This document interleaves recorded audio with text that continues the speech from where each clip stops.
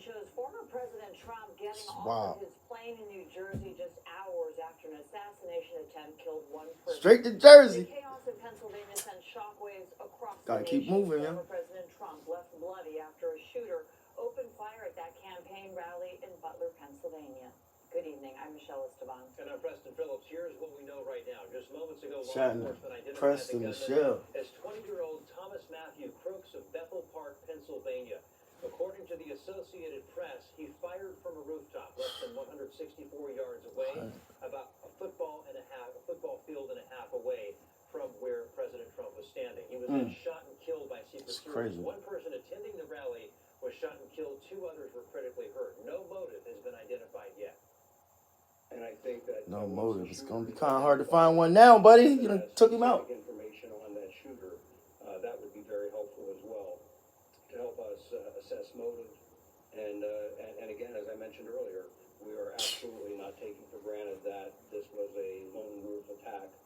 Former President Trump's presidential campaign confirms he will be attending. Right, you gotta look at it like that, because there's no way of knowing if it's just that person or they working with a team. Like, is this a sale? This is crazy. There's so many questions I have in place.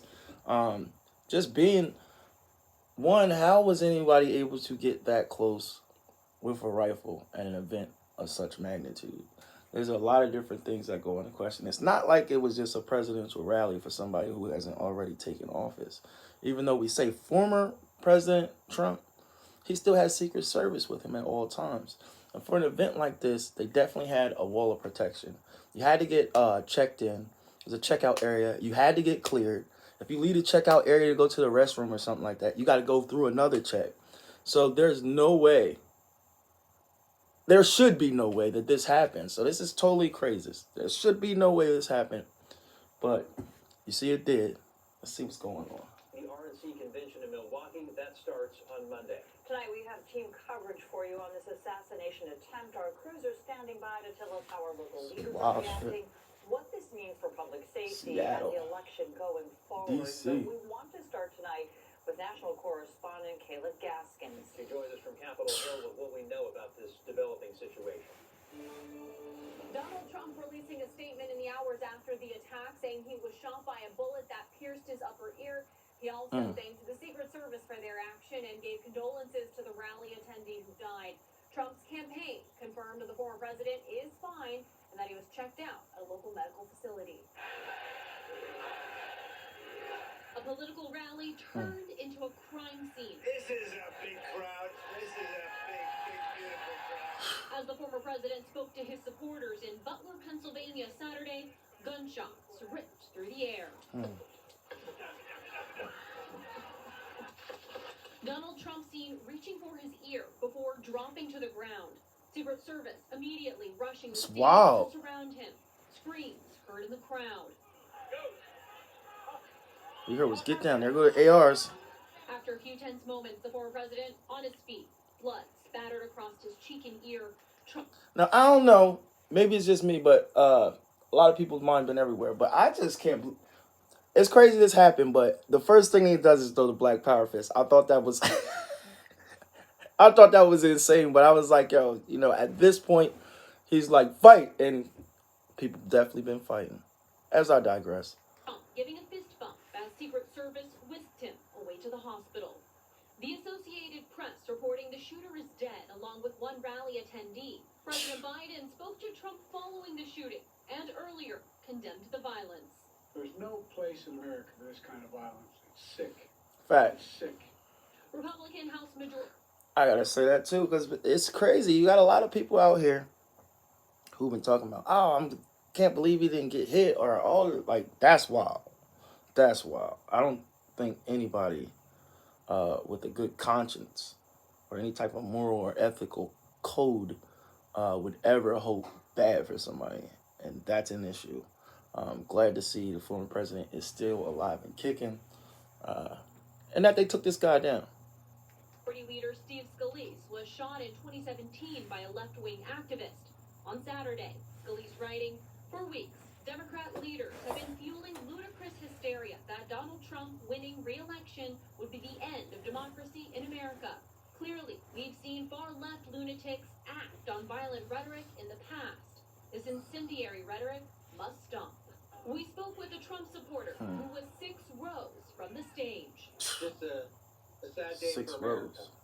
Just a really Jeff sad day Simpson. for America. The vibe was, it was open with prayer. People were united. This is America. This is freedom, regardless of your politics. This rally was supposed to be a celebratory moment for Trump heading into the GOP convention in Milwaukee that starts Monday. The convention will no doubt have a very different feel with tighter security now on tap in the wake of Saturday's shooting. In Washington, I'm Kayla Gaskins. Another thing when it comes to that, normally when the president rides somewhere, I know in the city of Wilmington anyway, Wilmington, Delaware, if he is to ride here, they cut off that block. Like wherever he's at, that path, not the block, but the path. If he's going from here to here, or however many, that area is cut off. Like when he's getting out of here. So it's just wild to me to see something like this happen. I'm not saying so much as on the highway. I'm saying like if he's speaking somewhere, they'll get him from out of downtown. And those areas will be cut off. I know because like my mom had a business on one of those main streets. And literally when, I want to say President Bush was in office, he came do some speaking or something like that. And they took him through this main strip. But before he came by, and this is why I say this, before he came by, we had at her business, a couple Secret Service officers. And they told us all we had to leave. Like, didn't matter what you were doing, what your business was, you had to be going. And we all had to leave this 3-story office building that was Mom's because it was in that pathway. So it's kind of crazy to me. Like, they really take a lot of precautions normally when it comes to the president. And like I said, clear areas, and it should be safe. And to hear that so many of these things were taken for granted, it's just... it leaves you shaking your head, but moving forward, I'm pretty sure they'll tighten up security and things of that nature. But this is just a wild day. I'm surprised a lot of people are talking political parties in this situation, and they're not just talking about America being better. I think everything should shift a little bit. That's just a greater reason to say why America needs to do some cleaning up in the house rather than all this foreign policy at the moment. But glad the president's still kicking. Kayla, thanks very much. No details have been released about the phone call between President Biden and Donald Trump. The president is back at the White House tonight. He will convene a briefing with Homeland Security and law enforcement officials tomorrow morning. Look at the convoy. In state, we're getting local reaction from voters. Some are expressing that this is an eye-opener about just how divided this country is. I just said that. August live tonight in Seattle. Karina, what have people been telling you? Oh, Preston, people tell me that violence is never the answer, no matter one's political affiliation. Now, some tell me that this will only further the country, that they will further divide the country, but others say that they hope that this might bring people together. Now, take a listen at some of the reactions. We saw it. We were actually looking at television right at the time, and it was just like Firsthand. shock. Absolute shock, and just Pretty shocking that there's an assassination attempt.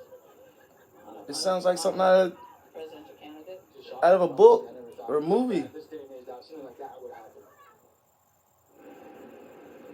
Now, those we talked to say that their votes are set and that this is not changing how they will be voting in November. Now, the big concern that many are having is safety at the polls, and some tell me that they hope that this will evoke a lot more security measures.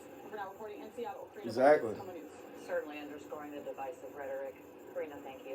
There will certainly be consequences for the upcoming election cycle. Today's shooting will lead to a reassessment of political events and rallies. Shout out to Michelle Esteban. Here. Carlos Paul Rivera joins us now live with what we're expecting to see in the next few days. All such a concerning moment here. Public safety. Yeah, and it has certainly been mentioned before, but we'll mention Paul it again. Rivera. Security certainly going to increase at these high-profile events moving forward. Tonight we talked with someone who has worked in that field before. We're asking them also, how could something like this have happened? We're also going to hear from our political analyst about the ramifications of this moving forward. Jim Fuda now leads Crime Stoppers, but he worked for years with the King County Sheriff's Office, and at the time he was in Special Operations. Special Operations. Secret Service. So what Right. happened with the security protocols before the I definitely was sitting here like, what is his importance? What is special operations with the Secret Service? assassination attempt on former President Trump? Was there a way to prevent this? There are they call them counter snipers up, looking at the crowd, Yeah. looking at the surrounding areas. And from what I heard on the news is that the shooter had not been up on the roof for very long, just minutes. Should he have been spotted? I don't know. Right. I'm not going to money that quarterback that because I wasn't there and the investigation is nowhere near as complete. What happens now? I would think some of it's going to get a little tighter. They'll spread out a little bit further. There'll be other agencies, local, depending on where they're going to make sure nobody gets Overwatch anymore. That's a great start. They're going to ensure that nobody has a line of sight. Like, this is crazy. You got snipers out there who are trained. And I'm sure they've seen, but, like, I don't know what goes through with this thought process in itself. Like, were they waiting to see if something was going down? Like, I don't know where they do that. You see a threat, you eliminate a threat. I guess they didn't want to cause mass hysteria, but who rolls the dice like that? that they'll require more assets. But it is clear a full reassessment of protocols will be happening, and work will happen Right. here locally. Do you think the conversations within the law enforcement community have already started? Oh, absolutely. What would they be talking about? What happens if this happens here? Same thing what happened in 9/11, and agencies from all over the United States went to New York to see what happened. They were tapping in. Their area could do it better. We also talked with Como political analyst Ron Dotzauer. What's your final message to voters, to Americans, in what is a very difficult day? Continue as best you can to stay engaged, okay? We have to show people around the world this is not acceptable behavior in this country or anywhere else. And you're gonna have a lot of people who well, not to say a multitude, but a lot of people who are gonna want nothing to do with polling places at all, which I hope that doesn't happen, because this was like honestly the first time we seen these two run. It wasn't like it was out of this world gap. So this is going to definitely be very interesting moving forward. We can show that by participating.